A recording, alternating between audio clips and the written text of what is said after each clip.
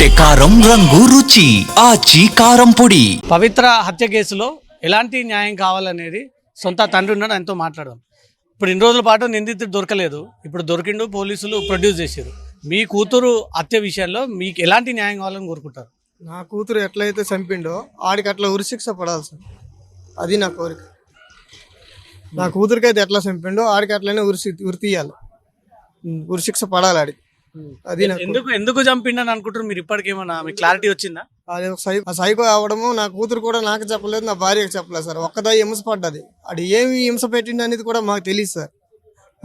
శనివారం నైట్ విజయవాడ వెళ్ళాము, ఆదివారం నైట్ 10 గంటలకు వచ్చినాము, సోమవారం 1 గంటకల్లా చంపేసింది సార్.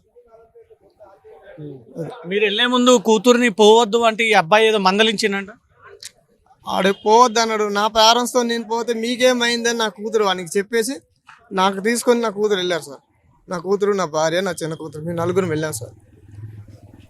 హత్య జరిగిన రోజు ఏమైంది ఇంట్లో? ఒక్కసారి మీకు ఏం? నేనైతే ఆ రోజు లేను సార్, నేను పనికి వెళ్ళిపోయాను. 1 గంట బాగుంది. నా భార్య ఫోన్ చేసి తొందర కొట్టేసి వెళ్ళిపోయాడు అంటే ఏం కొట్టిండు అనుకున్నాను, కానీ ఇటు చంపేసిండు అని నేను అనుకోలేదు సార్.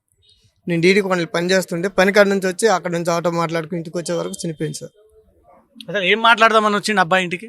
ఏం మాట్లాడదామని అప్పుడు వస్తుంటారు సార్, అప్పుడప్పుడు వచ్చి మాట్లాడుతుంటారు సార్. వాళ్ళు మాట్లాడుకుంటారు కదా, ఎప్పుడులాగా మాట్లాడతాడు అనుకున్నాం, కానీ మేము చంపుతాం అనుకుంటున్నా. భార్యకు కూడా తెలియదు సార్. కానీ నా కూతురుకు ఫోన్ చేసి బెదిరించిండంట, కానీ ఆ విషయం కూడా నా కూతురు నాకు చెప్పలేదు సార్.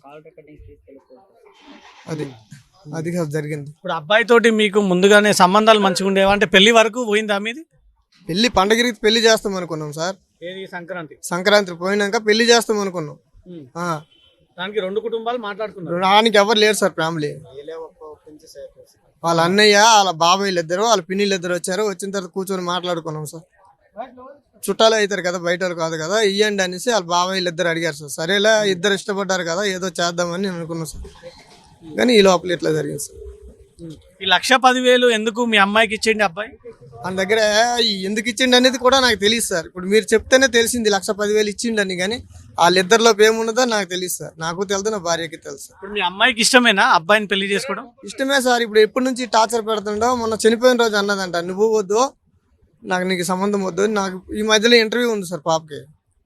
కంప్యూటర్ క్లోజ్ అయిపోయింది, కంప్యూటర్ నేర్చుకుంటూ క్లోజ్ అయిపోయింది. నాన్న నాకు ఇంటర్వ్యూ ఉంది, నేను జాబ్ చేస్తాను, జాబ్ చేసినాక పెళ్లి చేసుకుంటున్నాను. అదే మాట ఆడే చెప్పిందంట, నువ్వు వద్దు, నేను నీకు చేసుకోను, నీ టార్చర్ ఇప్పటి నుంచే నేను భరించలేకపోతున్నా, పెళ్ళి అయిన తర్వాత ఎట్లా భరిస్తా, నువ్వు నాకు అవసరం లేదు, నేను మా అమ్మ నాన్న ఏది చెప్తే అదే వింటానని పాప చెప్పింది. సుమారు ఎన్నేళ్ల నుంచి బాబు అమ్మాయికి పరిచయం? చిన్నప్పటి నుంచి సార్, పుట్టినప్పటి నుంచి సార్. బయట వాళ్ళు కాదు కదా, సొంత మా పెద్దమ్మ కూతురు కొడుకు సార్. ఆడు అలా చిన్నప్పటి నుంచి. మీరు మాట్లాడుకున్నప్పుడు అతని ప్రవర్తన బాగానే ఉందా? చాలా బాగుండే సార్, అప్పుడు మంచిగా ఉన్నాడు. కానీ వాళ్ళకి తల్లి లేదు, తండ్రి లేదు, ఆడికి ఏమి ఇష్టం అనేసి నాకు ఇష్టం లేదు సార్. ఇష్టం లేకపోతే ఒకరోజు తాగొచ్చి డోర్లు గీర్లు కొట్టి చేసిండు సార్. గొడవ పెట్టిండు గల్లీల మధ్య, మా పరువు పోయినట్టు చేస్తే నేను వెళ్ళినా సార్. వెళ్ళి బాగా కొట్టినా సార్.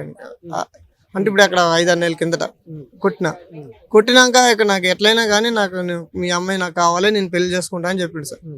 సరేలే, మరి ఇంత కొట్టినా కూడా ఇది మారలేదు, మా పాప కూడా ఓకే అంటుంది కదా అని చెప్పేసి నేను కూడా ఓకే అయినాం సార్. ఓకే అయ్యి వాళ్ళ బాబాయ్లు అందరూ పెద్ద మనుషులు వచ్చిన తర్వాత మేమందరం కూర్చొని మాట్లాడినాం. సరే పండగెడితే పెళ్లి చేద్దాం అనుకున్నాం. ఈ లోపు ఇట్లా చేసి ఇంత చంపడానికి అంత కక్ష ఏంది ఈ కుటుంబాన్ని? ఏమో సార్, మరి ఏం చేస్తాం. నేను వెళ్ళొద్దంటే నువ్వు వెళ్ళావు, నువ్వు ఎందుకు వెళ్ళావు విజయవాడ అంటే విజయవాడ వెళ్ళిన కారణమే ఇప్పుడు హత్యనా? అంతే సార్, అంతే. చెప్తే ఏం లేదు, నీకు ఎవరు వెళ్ళమన్నారు, అది నేను చెప్పలేదు అంటే మేమేమనుకోండి. పెళ్లి అయిందా ఏమైందా, ఈ పెళ్లి కాకముందు నుంచి నీ పర్మిషన్ ఏముందని నా కూతురు అన్నదంట సార్. ఆ విషయం కూడా నా కూతురు నాకు చెప్పలేదు సార్. ఇప్పుడు ఇంతవరకు మీ కూతురు అబ్బాయి గురించి ఏది చెప్పలేదు? ఒక్కటి కూడా చెప్పలేదు. ఆడ ఎంత టార్చర్ పెట్టినా కూడా నా కూతురు భార్యకు కానీ నాకు కానీ ఎవరికి చెప్పలేదు సార్. ఇప్పుడు చిన్న కూతురు పరిస్థితి ఎట్లా ఉంది? మా అమ్మకి ఉంది సార్, పక్కనే ఉంది కదా, పక్కనే ఉంది. నా చిన్న కూతురు చేతుల మీద నా పెద్ద కూతురు చచ్చిపోయింది సార్. చూస్తుంటేనే పట్టుకుని అక్క అక్క అంటుంటే చచ్చిపోయింది. సరే ఇప్పుడు ఏం న్యాయం కావాలి మీకు? నాకు న్యాయం, మరి నా కూతురు ఎట్లా చచ్చిందో వాడిని అట్లా చంపాలి సార్. నాకు అది ఒకటే న్యాయం కావాలా, పోలీసు వాళ్ళు కూడా నాకు ఒక్క న్యాయమే చేయాలి, అంతే నాకు చాలు. అంటే చట్టం ఊరుకోదు, మీరు చట్టబద్ధంగా అడగండి. చట్టబద్ధంగా చెప్తాను సార్. నాకు ఉరి శిక్ష కావాలి సార్ ఆయనకి. నాకు అది ఒకటి న్యాయం చేస్తే నాకు చాలు, అదంతే.